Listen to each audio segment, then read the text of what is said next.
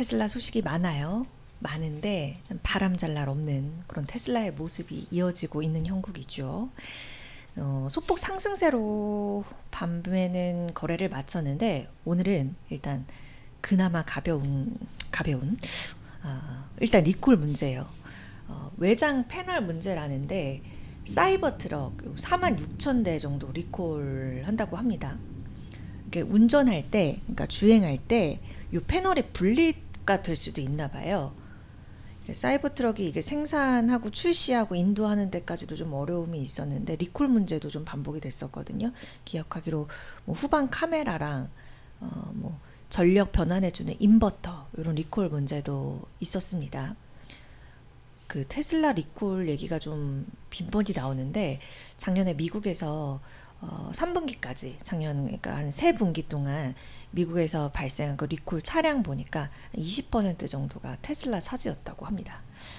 리콜 소식도 안 좋은데 더 그렇게 볼 수 있는 게 회계 부정 의혹도 제기가 됐거든요.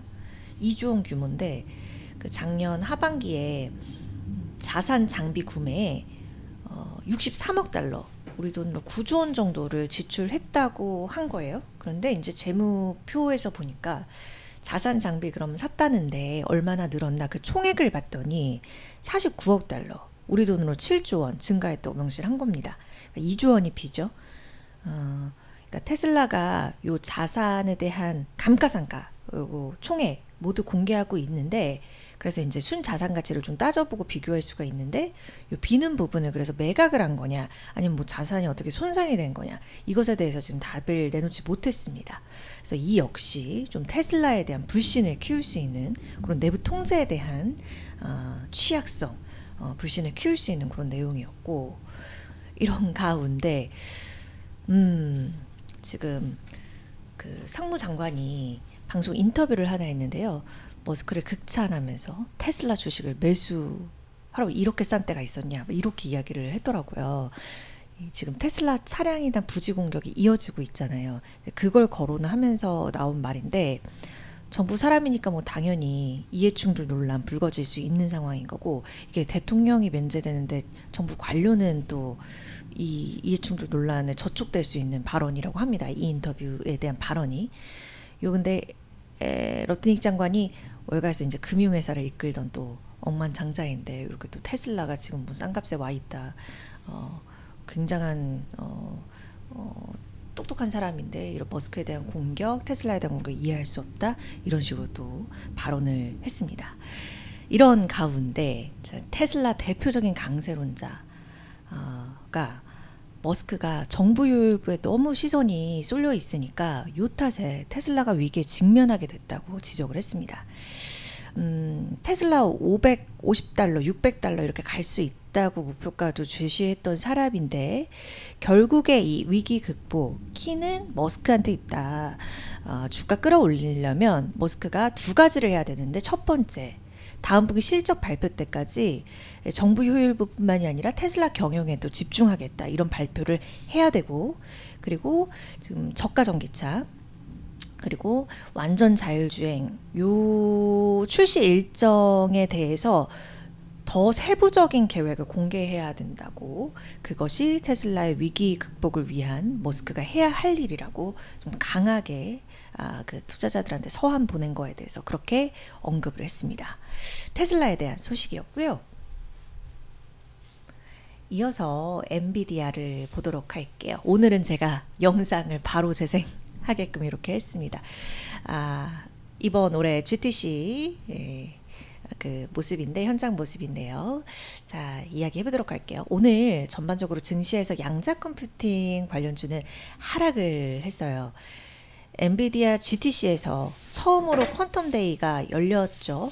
근데 여기 이제 앞서서 젠슨 왕이 보스턴에 엔비디아 가속 양자 연구센터를 설립한다고 밝혔습니다. 근데 센터 이름만 보면 엔비디아가 직접 양자 컴퓨터를 개발을 하는 것 같지만 하버드랑 MIT 이런 대학 실험을 지원하는 동시에 AI 슈퍼컴퓨터랑 통합한 가속 양자 슈퍼컴퓨팅을 실현하겠다라는 그런 목표입니다. 이게 조금 어려운데 뭐가 다르냐면요. 요 AI 슈퍼컴퓨터랑 양자 컴퓨터의 중간 단계를 개발하겠다는 겁니다. 그러니까 양자 컴퓨터가 이 슈퍼컴퓨터 대비해서 이제 성능이 굉장히 속도도 빠르고 성능이 뛰어나다 이렇게 알려져 있지만 속도가 빠른 만큼 그만큼 오류율도 높다라는 게 상용화의 가장 큰 문제로 지적이 되는 부분인데, 그러니까 엔비디아가 이 오류를 잡겠다는 거죠. 이런 양자 컴퓨터 오류를 AI 슈퍼컴퓨터로 보완을 할 수 있다. 그래서 이걸 이렇게 생각을 해서 이런 시스템으로 가겠다라는 것이고, 이렇게 통합된 시스템을 하이브리드 양자 컴퓨팅이라고 하는데, 그러니까 새로 설립되는 요 연구센터는 해당 요 하이브리드 시스템 상용화에 집중을 하게 되는 것이죠. 그 젠슨왕이 앞서서 양자 컴퓨팅 뭐 상용화에 수십 년 걸릴 수 있다, 뭐 20년 이상 걸릴 수 있다 이렇게 이야기를 했었는데, 질답 자리에서도 그러니까 자기가 이전에 했던 걸 의식을 하기는 했지만 느낌에는 약간 양자 컴퓨터 상용화가 가능한지 아직까지 좀 의심을 하는 듯한, 그러니까 쓸만한 양자 컴퓨터가 뭐라고 생각하느냐 이러면서 그 업계 관계자들한테 질문도 던지고 그랬거든요. 그래서 그런 약간 의심을 섞인 듯한 그런 수위의 말도 있었고요. 그렇지만 어쨌든 그래도 양자 컴퓨팅 업계와의 그런 협력은 계속하겠다라는 의지는 분명히 밝히기는 했습니다. 그렇지만 아쉽지만 이 시장에서는 다소 이제 실망감으로 받아들였어요. 그래서 아이온큐, 리게티 컴퓨팅 9% 내림세를 보였고, 퀀텀 컴퓨팅은 주가가 요 정규장에서만 11%였는데 애프터마켓에서 제가 아까 확인했을 때 12% 이렇게 내리더라고요. 이렇게 관련 종목들은 좀 오늘 장에서 흐름이 좋지 않았다. 이 말씀까지 좀 드리겠습니다. 자, 오늘 마지막 M7 종목은 애플입니다. 애플 AI 전략에 대한 어려움이 가중되는 그러한 형국인데, AI 책임자를 결국 교체를 했군요. 그 자리에 VR 헤드셋 비전 프로 개발 책임졌던 사람을 앉혔습니다. 이 사람은 이제 AI 비서 시리 총괄한다고 하고요.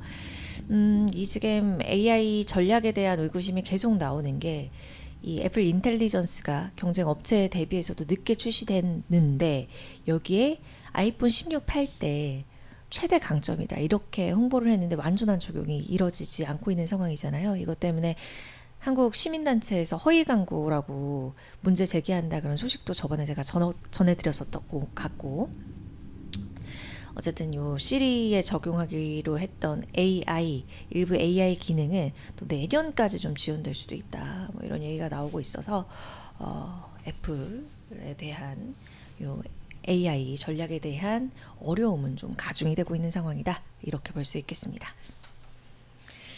자, 오늘 특징주로는 이렇게 꼽아봤는데요. 오늘 장에서는 흐름이 뭐 정규장에서도 그렇고 시간의 거래에서도 그렇게 뭐 크게 방향성을 갖고 있지는 않는데, 요새 최근에 또 구리값 오르는 것이 많이 주목이 돼서 이걸 꼽아 본 건데요.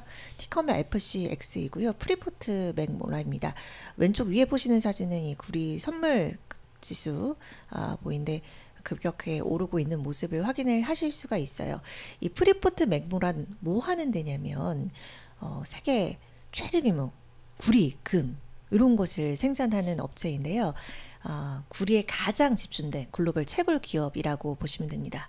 그래서 다양한 강산도 갖고 있고 전체 매출의 80%가 이제 구리 쪽에서 나옵니다. 그래서 구리 가격이 오르면 요거에 대한 상승 수혜, 왜냐하면 최근에 이제 뭐 AI라든지 그러면 당연히 이제 전선 깔아야 되고, 그렇게 되면 이제 구리 전기 생산에 쓰이니까, 그래서 이제 구리가 상승에 대한 수혜를 갖고 가는 데다가 여기에서 이제 제이포 모건이 오늘 주목한 포인트가 관세 부분인데요. 그러니까 트럼프 정책에 대한 영향인데 투자 의견을 중립해서 매수로 한 단계 올렸고요. 목표가도 큰 폭은 아니지만 48달러 선에서 52달러 선까지 올렸습니다. 주목한 포인트를 좀 자세히 봤더니 요 미국 생산량에 대해서 좀 프리미엄 가격을 유지하도록 만들 거다. 트럼프의 관세 정책이.